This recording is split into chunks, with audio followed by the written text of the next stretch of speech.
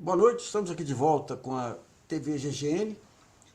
Vamos tentar ver os movimentos do Bolsonaro desde ontem, né? Ontem ele fez aquele apelo patético aí pela televisão, voltando atrás em relação à gripinha, aquele negócio todo lá.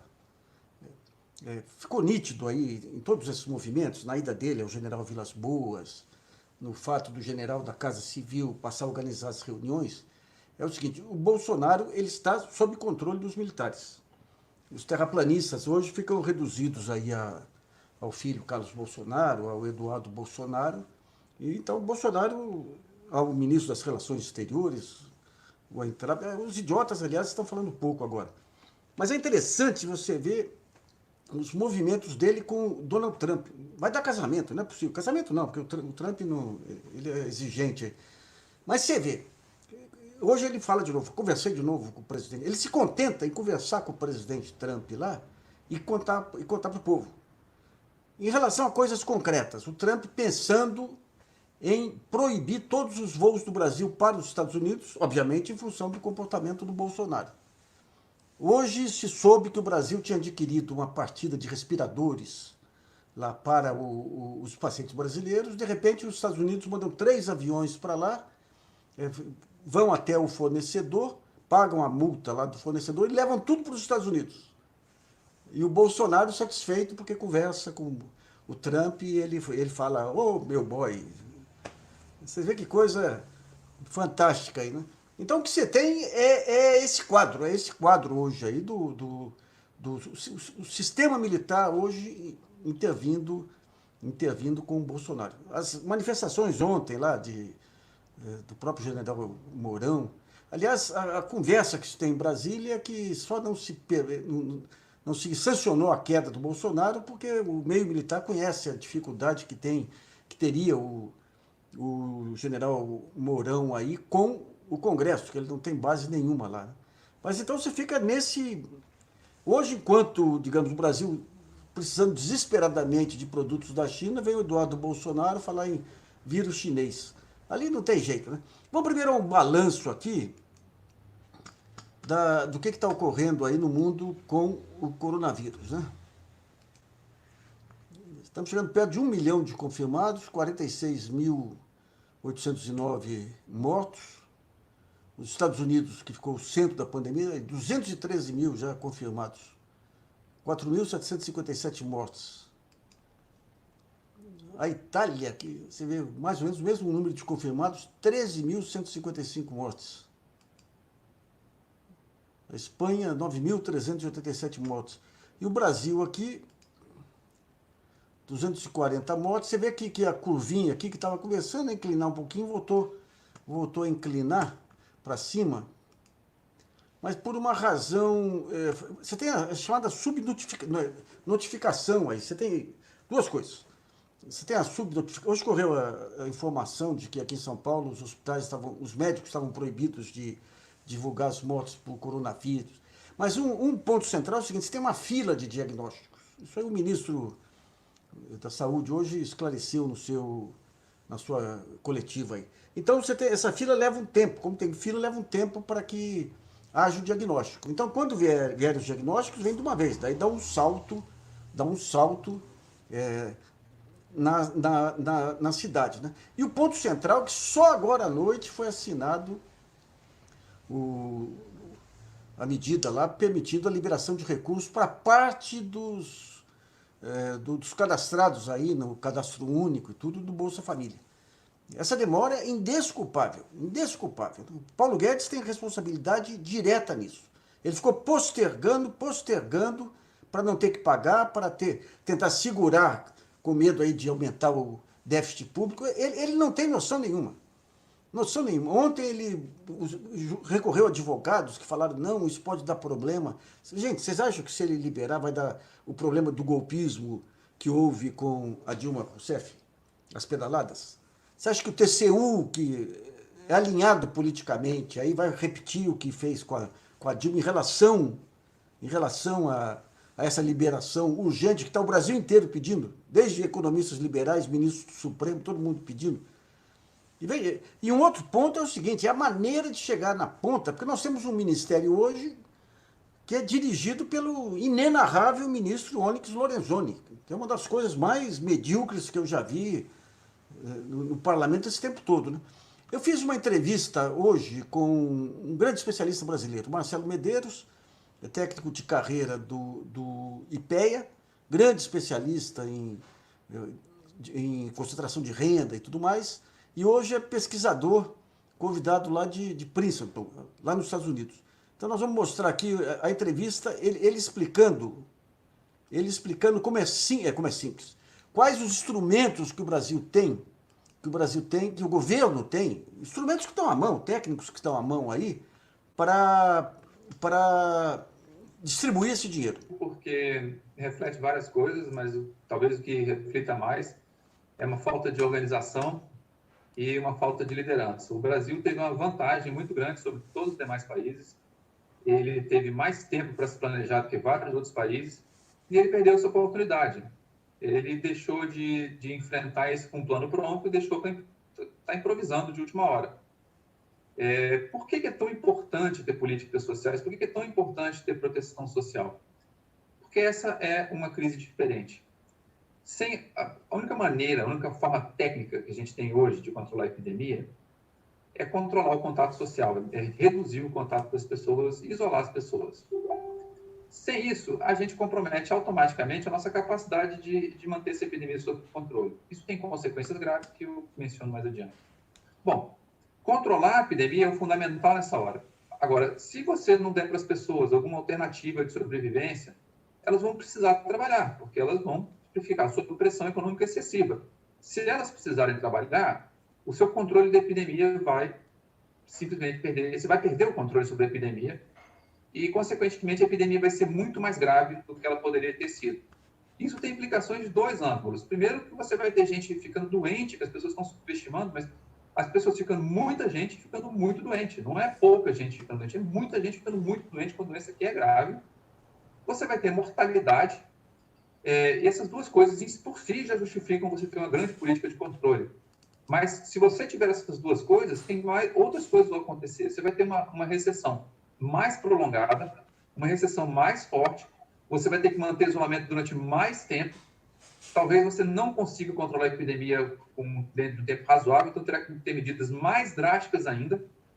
E você entra numa espiral, você entra num círculo vicioso no qual a epidemia propaga a recessão, que vai propagar a epidemia, que vai propagar a recessão. Por isso que é tão importante agir imediatamente, ser rápido, e não brincar com isso. O Brasil teve tempo para se planejar, poderia ter se planejado, não se planejou, esse tempo está perdido. Essa perda de tempo tem que cair na conta do governo, isso é responsabilidade dele, porque ele não assumiu. Mas, enfim, agora também não vamos ficar chorando sobre leite derramado. Agora está na hora de tomar atitude, de agir e encontrar solução para os problemas que a gente vai ter no Brasil. Mas, em relação à base de dados aí para chegar no mais pobre, o que as bases de dados, o Cadastro Único, o Bolsa Família, até onde eles chegam e como que se completa com aqueles que não estão incluídos? Olha, tem várias coisas que a gente pode fazer. A mais imediata de todas, que já poderia ter sido feita, na verdade, era lançar imediatamente um bônus para todos os beneficiários do Bolsa Família. Essa renda básica de emergência que está sendo lançada já daria para distribuir ela imediatamente para todos os beneficiários do Bolsa Família. Porque eles já estão cadastrados, já têm todos os processos, seria uma questão de talvez poucos dias, uma vez liberados os recursos do orçamento. Feito isso, também é bastante rápido você liberar recursos para todas as pessoas que estão cadastradas no Cadastro Único do governo federal. É claro que essas pessoas não vão ter os cartões magnéticos, as pessoas do Bolsa Família têm, etc., mas essa é uma situação de emergência. Numa situação de emergência, a gente poderia começar pagando, por exemplo, por lista. Você manda uma lista para a Caixa Econômica, a pessoa vai lá, apresenta seus documentos e saca o dinheiro. Essa seria uma alternativa. Eventualmente, você pode abrir uma conta, fazer uma coisa dessa ordem, teria que pensar de acordo com as capacidades da Caixa Econômica, evidentemente. Ou talvez você pudesse usar outros bancos também para fazer isso, né? Na situação emergencial, você pode usar outros bancos além da Caixa, por razões mais do que óbvias. Com isso, o Bolsa Família, você chega a 20% da população, vamos considerar, para arredondar, os 20% mais pobres. O Cadastro Único chega a mais ou menos 1/3 da população. Então, 33% mais pobres já são alguma coisa em torno de 77 milhões de pessoas que já daria para cobrir aí. Com isso, você alcançou, né, os 33% mais pobres. começa o desafio agora de alcançar gente mais alta. Isso pode ser feito por várias medidas, elas dão mais trabalho, evidentemente. A primeira delas seria você expandir o cadastro, você expande ele de maneira simplificada. Você pode expandir até pelo telefone, as pessoas podem ligar com o número de telefone para se cadastrar, não fornecer nome, CPF, etc. Você vai contrastar esses resultados, por exemplo, contra as bases de contribuição previdenciária. Porque se a pessoa tiver um salário no mercado formal que for alto, você vai identificar isso rapidamente nas bases de contribuição previdenciária. Então, você eliminaria os casos mais radicais de diferença. Sobrariam aí as pessoas que não estão registradas por alguma razão como empregadas, o que também existe bastante gente assim no Brasil. Para essas pessoas, se você precisa de fato ter algum mecanismo de focalização, um mecanismo totalmente possível e plausível seria você utilizar as contas de luz dos domicílios. Existe uma relação entre a renda das pessoas e o consumo de energia dessas pessoas. Então, com as contas de energia, você conseguiria controlar parcialmente. Não é um controle perfeito, por razões óbvias, mas, numa situação de emergência, é um controle suficiente para você tentar alcançar essa população de renda mais baixa. Bom, todo esse conhecimento aí, mais ainda de outros especialistas, você tem no IPEA, disponíveis no IPEA. Então, montar essa estratégia aí, que poderia ter sido montada 10 dias atrás, seria fácil se tivesse governo efetivamente.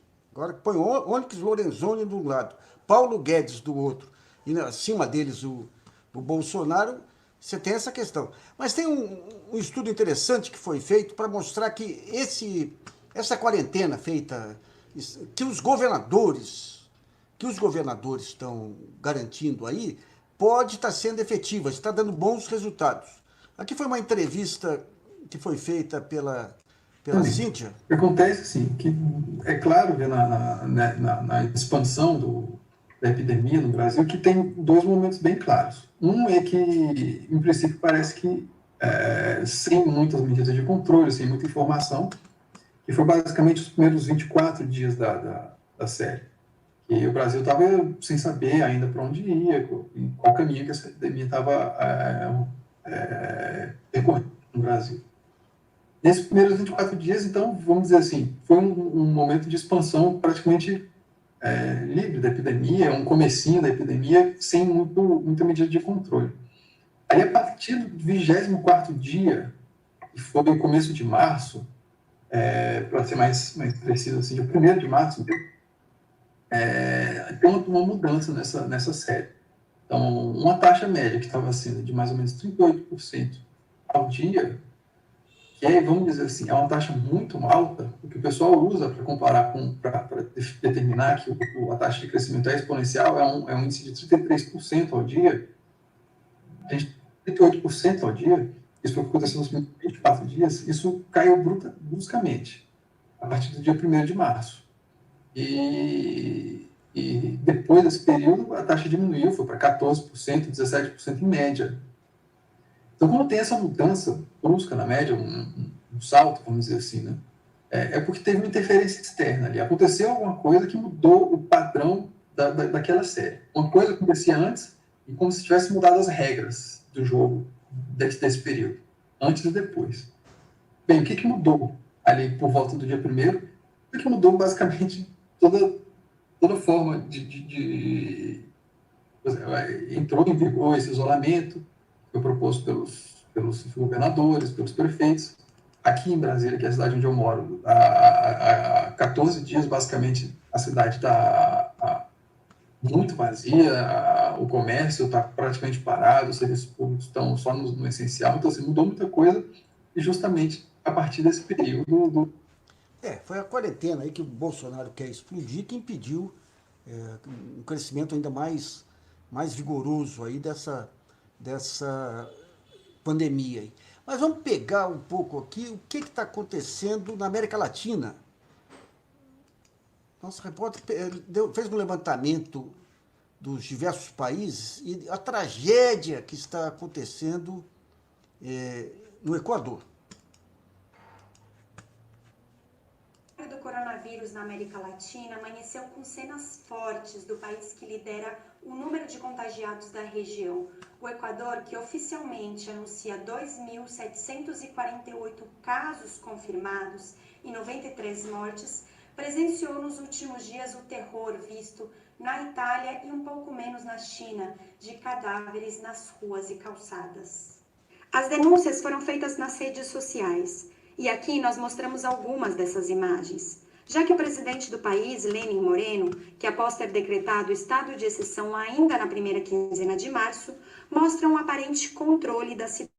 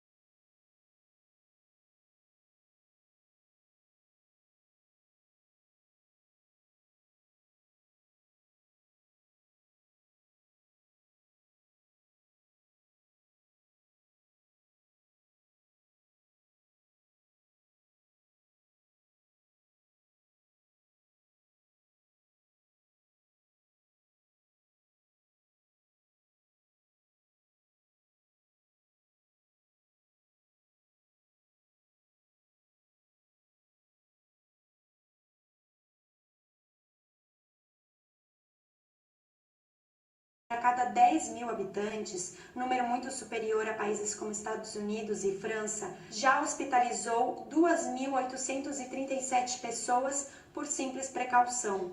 E 28 mil estudantes de medicina cubanos saíram às ruas esta semana para detectar nas residências possíveis casos de contagiados e conscientizar a população. Na Venezuela, com bem menos casos, 143 e 3 mortos, a investigação sobre a tentativa de golpe contra Nicolás Maduro motivou novas interferências dos Estados Unidos, com o chefe de diplomacia Mike Pompeo pedindo novas eleições. Na Colômbia, com 906 casos e 16 mortos, a última guerrilha reconhecida, o ELN, anunciou cessar fogo em razão da pandemia. República Dominicana também teve um salto nos dados, com 1.284 confirmados e 57 mortos. E o México, que detém lógico risco geográfico pela fronteira com os Estados Unidos, que é o país que lidera hoje o ranking de casos no mundo, registra 1.215 confirmados e 29 mortos. Este foi o resumo do cenário na América Latina e mais informações você encontra no Jornal GGN. Bom, e nós temos aqui um material que foi enviado por um argentino, contando aqui a maneira como a Argentina está trabalhando essa questão. Eu sou Tiago Gomes aí. O que o presidente argentino fez? Ele proibiu as demissões por 60 dias e faz parte dos 10 países que a Organização Mundial da Saúde escolheu para testar os tratamentos aí. Aqui você tem um levantamento aí de todas as medidas que foram adotadas por ele, tá? E em relação à Organização Internacional do Trabalho, teve um alerta relevante também que foi feito nesse período, e a nossa repórter, a Tati, ela levantou esses dados aí. Social e econômico causada pela pandemia global de coronavírus. O artigo publicado pelo diretor-geral da Organização Internacional do Trabalho, a OIT, Guy Ryder, dá uma ideia do que se esperar. Ryder projeta a perda de até 3 trilhões e 400 bilhões de dólares em rendimentos dos trabalhadores. E até 25 milhões de pessoas estarão desempregadas pelo mundo por conta do coronavírus. Mas esses números podem subestimar a magnitude do efeito do vírus na economia global. Em um mundo onde apenas 1 em cada 5 pessoas é elegível a receber auxílio-desemprego, as demissões significam uma catástrofe para milhões de famílias. Por não ter direito a licenças médicas remuneradas, muitos prestadores de serviço de cuidados e de entregas, pessoas das quais todas dependemos agora, estão constantemente sob pressão para continuar trabalhando, mesmo que estejam doentes. Diante do tamanho dessa crise, Ryder pede que seja feito um diálogo social entre os governos, os empregadores e os trabalhadores, para que o ano de 2020 não seja uma repetição do que aconteceu nos anos 30, quando se viu a quebra da economia dos Estados Unidos e o ciclo conhecido como Grande Depressão. Tatiane Correia, falando de economia para o Jornal GGE.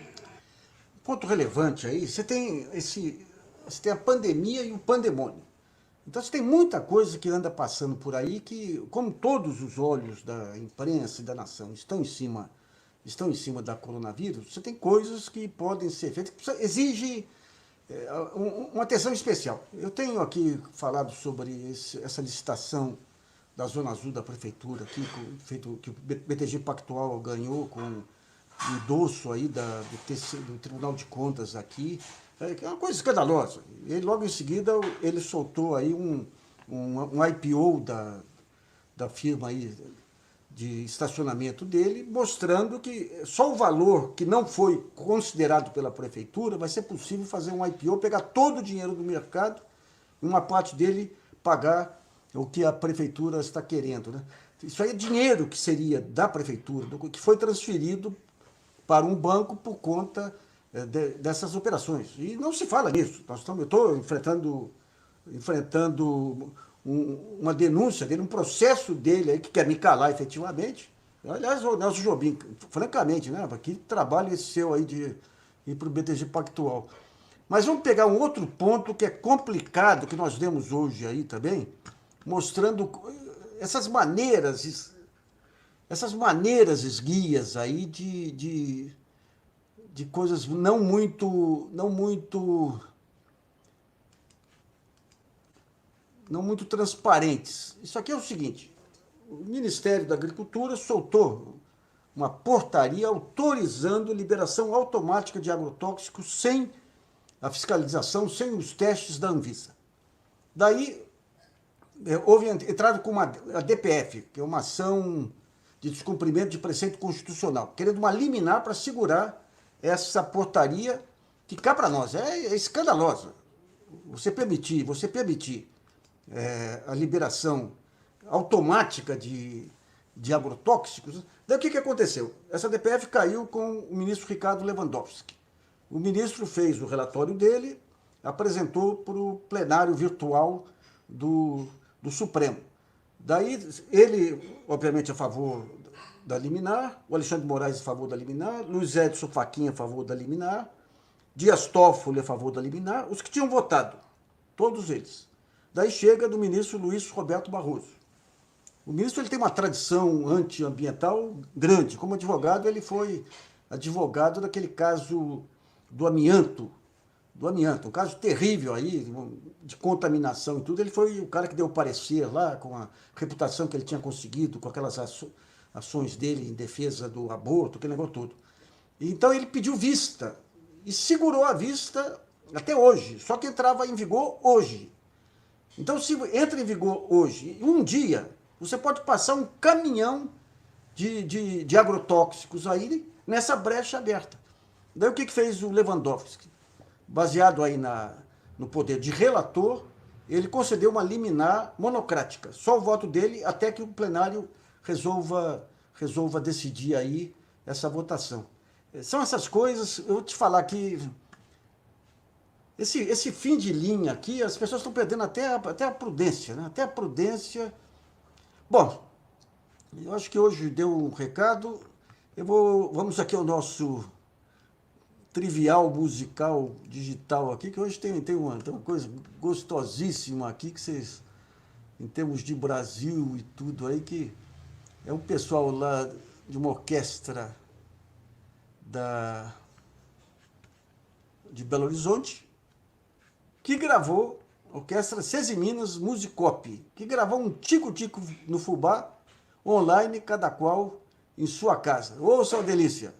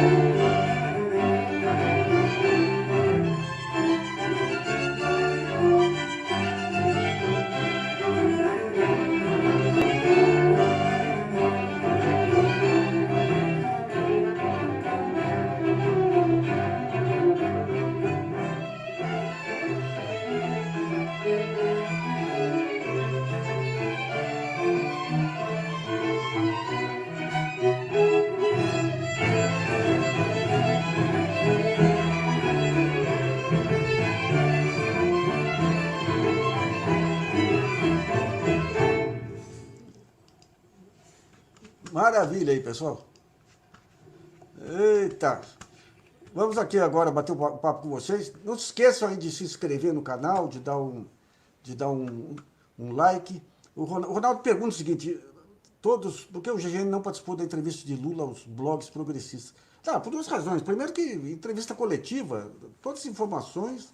O interessante do jornalismo é pegar a entrevista exclusiva, né? Depois, para dissolver essa história de blogs, de frente de blogs, né? Isso aí, a frente que nós tivemos aí em muitos tempos, aí foi uma frente de defesa da democracia, são pontos comuns, assim, de contrapontos.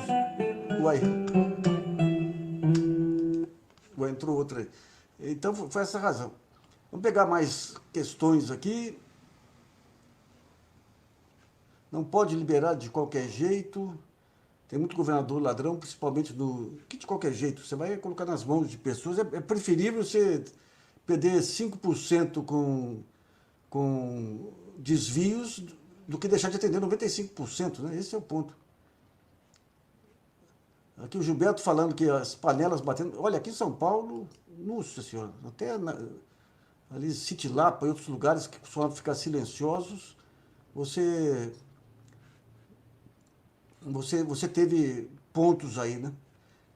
Aqui, ó, como tem muita... Deixa eu ver. Vamos pegar aqui, ó. O André. Eu mesmo?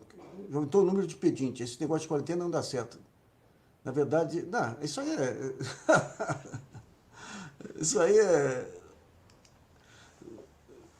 Isso aí são os trolls que entram aí. Tem pedinte porque o Paulo Guedes e o Bolsonaro não liberaram recurso para quem não tem recurso. É simplesmente isso. Simplesmente isso. Bom, ficou um período aqui sem som aqui, mas... Bom, em suma é isso aí. A Salete diz que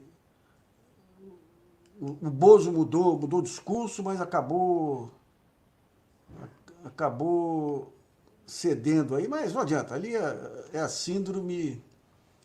É um ponto relevante aqui, isso aqui, olha, essa farsa dos números. as mortes suspeitas estão sendo contabilizadas por qualquer coisa, menos coronavírus.